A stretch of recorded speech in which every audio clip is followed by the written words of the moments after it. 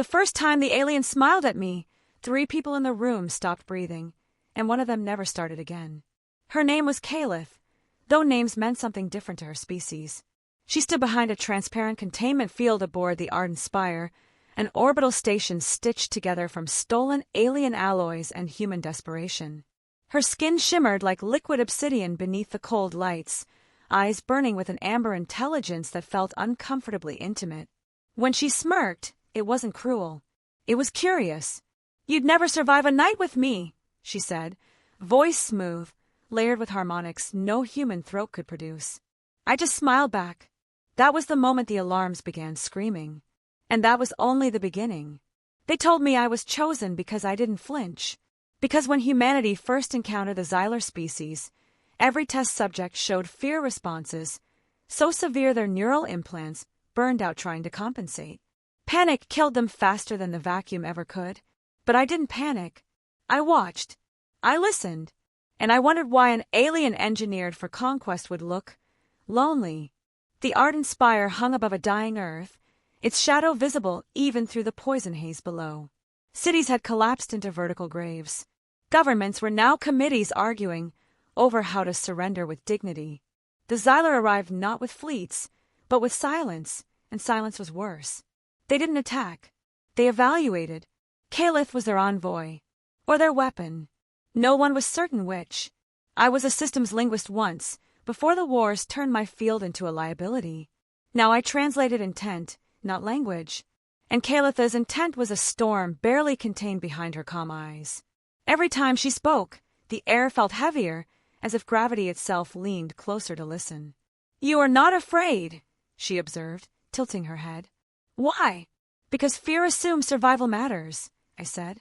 "And lately, that feels optional." Her smile sharpened. Interesting answer. What I didn't say was that I'd already lost everyone who taught me to be afraid. But that truth pressed against my ribs like a warning. And what she said next changed everything. "Then you will be my human." The room erupted. Generals shouted. Scientists demanded clarification. A guard reached for his weapon and collapsed, blood leaking from his nose as Caliph glanced his way. She hadn't moved. She hadn't touched him. But he was dead before he hit the floor. None of us were prepared for the truth. They explained it to me in fragments later. The Xylar bonded with other species to study emotional endurance.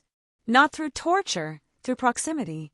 A night, Caliph had said, survive a single shared cycle within her cognitive field, and humanity would be deemed adaptable. Fail, and Earth would be quieted.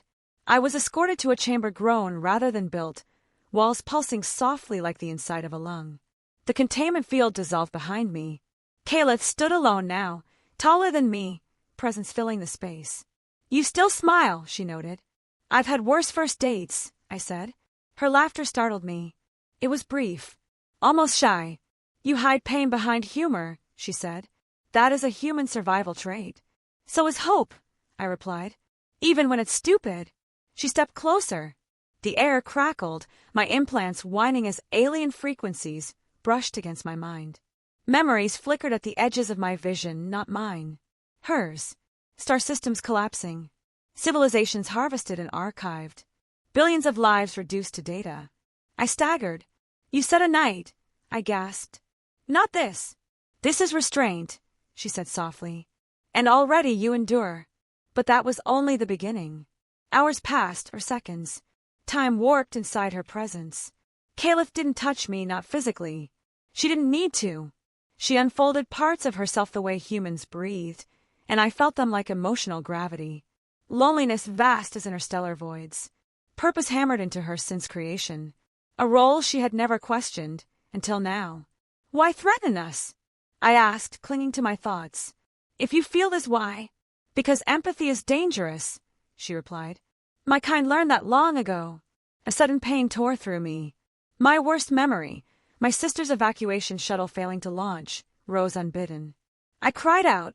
Caliph recoiled. "I did not mean," she began, something like fear flickering across her alien features. "You see," I panted. "It hurts, but it's how we know what matters." She stared at me as if seeing a new color.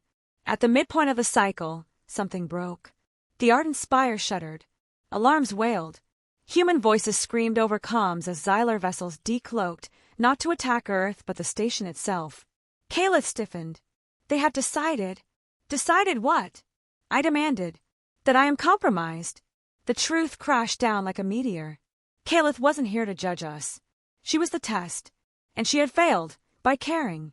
They'll kill you, I said. They will erase me, she corrected. I was never meant to return. What about Earth? I asked. Her silence was answer enough. I made a choice that would damn me or save us both. Link with me fully, I said. Not just observation. Share me. Her eyes widened. You would not survive. I smiled again, though my hands shook. You already said that. What I saw next changed everything. The link tore open both our minds. I felt her entire existence, every conquest, every command, every carefully buried doubt. And she felt me.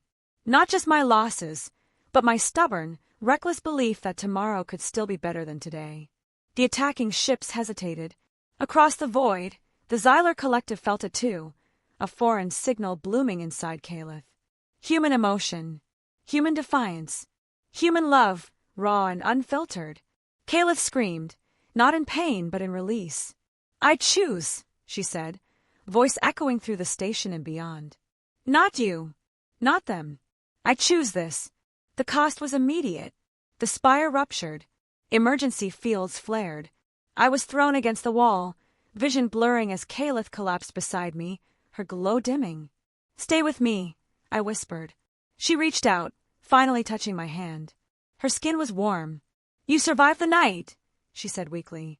More than survived. What happens now? I asked. Her smile returned, softer this time. Now they must listen. The Xylar fleet withdrew.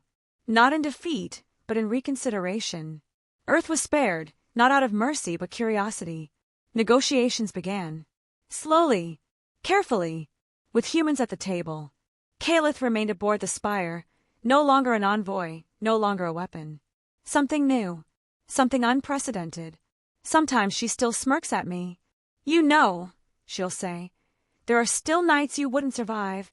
I smile back every time. Because she's wrong. And because surviving was never the point. Choosing each other was.